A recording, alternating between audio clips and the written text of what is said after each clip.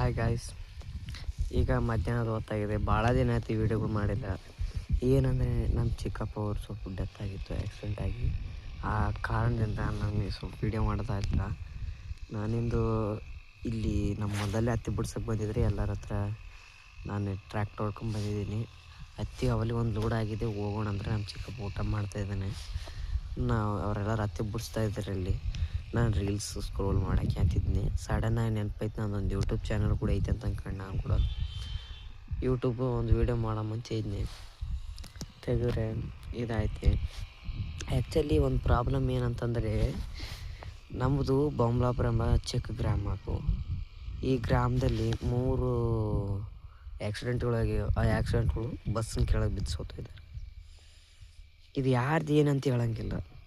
ಇಲ್ಲಿ ಬಸ್ದವ್ರದ್ದು ತಪ್ಪೈತಾ ಇದ್ರೆ ಅವ್ರು ಡಿಪೋದವ್ರದ್ದೇ ಮನುಷ್ಯವ್ರು ಕರೆಕ್ಟಾಗಿರೋನು ಏರ್ಸೋಳ್ರಿ ಹೇಳ್ಬೇಕಾಗಲ್ತು.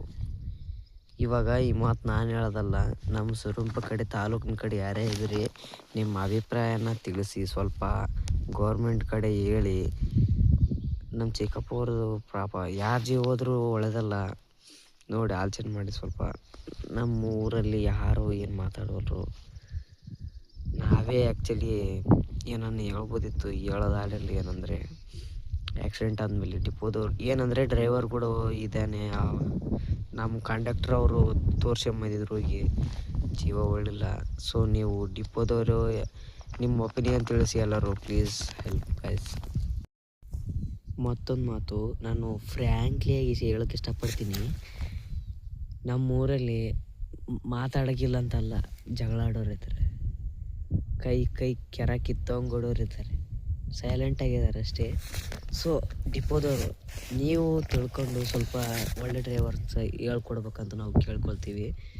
ಈಗ ಮಾಡಿದರೆ ಜೀವಗಳು ಹೊತ್ತಾಗ್ಬಿಟ್ಟು ಮನುಷ್ಯರು ಉಳಿಯಂಗಿಲ್ಲ. ಆಮೇಲೆ ಗೋರ್ಮೆಂಟ್ ಅಂಬೋದಿರಕ್ಕಲ್ಲ ಸ್ಮಶಾನ ಆತತ್ ನೋಡ್ರಿ. ಯಾಕಂದರೆ ಆ್ಯಕ್ಸಿಡೆಂಟ್ಗಳು ಆದಮೇಲೆ ಜಾಸ್ತಿ ಆದಮೇಲೆ ಸ್ಮಶಾನ ಆಗೋದು ಅದು. ಪ್ಲೀಸ್ ಹೆಲ್ಪ್ ಮಾಡಿ ಸ್ವಲ್ಪ. ನಮ್ಮ ಚಿಕ್ಕಪ್ಪ ಅವರಿಗೆ ಏನಾದರೂ ಸ್ವಲ್ಪ ಜರಿಮಾನೆ ಇಸ್ಕೊಟ್ರೆ ಚೆನ್ನಾಗಿರುತ್ತೆ.